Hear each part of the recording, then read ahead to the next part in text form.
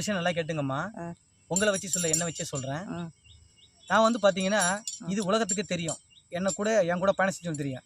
நான் ஒரு செட்டிநாடு பில்டர்ஸ் கம்பெனியில் ஒர்க் பண்ணுவேன். 40 பேர் வச்சு வேலை செஞ்சேன். போடாத பேண்ட் சட்டை கிடையாது. எல்லா வாழ்க்கையில் இறைவன் எனக்கு எல்லாத்தையும் கொடுத்துருக்கிறாரு. எந்த ஒரு விஷயத்தையுமே அவர் தான் நம்மளை தேர்ந்தெடுத்துப்பாரு. நாம எதுவும் தேர்ந்தெடுக்க முடியாது. அப்போ வந்து கொடுப்பது அவரு, எடுப்பது அவரு, எல்லாமே அவரு தான்.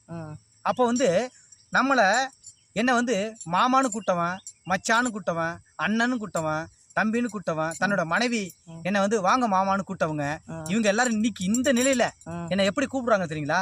வாங்க சாமி, வாங்க சாமி, வாங்க சாமின்னு கூப்பிடுறாங்க. நாம அவங்கள கூப்பிடுன்னு சொல்லல, இறைவன் அவங்கள உணர்த்தி இந்த நிலையில நாம இருக்கிறதுனால நம்மளை சாமின்னு அவங்கள கூட வச்சிருக்கிறாங்க.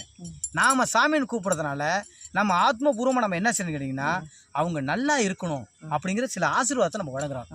தெய்வம் நேர்ல வராது, ஒவ்வொருத்தரும் விதைச்சு வச்சிருக்கிறாரு. இப்போ பார்த்தீங்கன்னா ஒரு விவசாயம் நல்லா இருக்குன்னு சொன்னால் அதில் எல்லா காய்கறியும் எல்லா விவசாயம் பண்ணுவோம். அதில் வந்து எல்லாம் ஒரு இடத்துக்கு தான் வந்து சேரும். அது எல்லாமே சேர்ந்து சாப்பிட்டா தான் நம்ம வந்து உயிர் வாழ முடியும். அது மாதிரி நம்ம அப்பா இறைவன் நம்மளை பிச்சைக்காரன்னு சொன்னாலும் பரவாயில்ல, பரதேசின்னு சொன்னாலும் பரவாயில்ல, நாமெல்லாம் யார் தெரியுங்களா?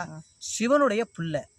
பிரபஞ்ச சக்தியில் வந்து பார்த்தீங்கன்னா நாம் எல்லாமே பிறருக்காக வாழக்கூடிய அவதாரத்தை அவர் நமக்கு கொடுத்துருக்கிறாரு.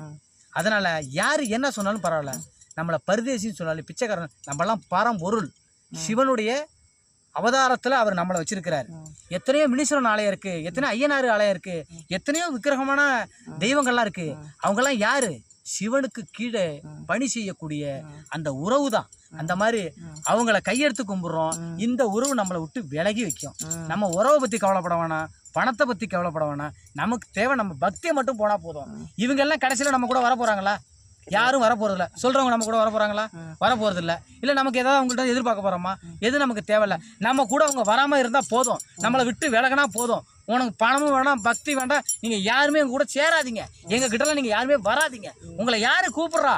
சொந்தக்காரன் மாமா வாடா, மச்சான் வாடா, அண்ணா வாடா, தம்பி வாடா, எனக்கு சோறு இல்லை கொடுறா, நான் இந்த கோலத்தில் இருக்கிறேன், எனக்கு பணகாசு வேணும், நான் தங்குறதுக்கு இடம் வேணும், இதெல்லாம் நான் உங்களுக்கு கேட்குறோம். தயவு சொல்கிறேன். அதுக்கு தானே கடவுளை ஆரம்பத்தில் தொப்புள் கொடியை கட் பண்ணுறாரு.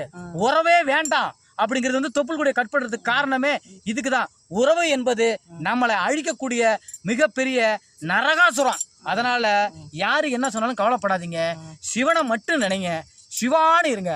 ஓ நம சிவாயம். சிவாய் நம்ம மெயினாக சிட்டுக்குருவி சேனலை லைக் பண்ணுங்க, கமெண்ட் பண்ணுங்க, ஷேர் பண்ணுங்க, தொடர்ந்து ஆர்வம் தந்துட்டே இருங்க. நன்றி.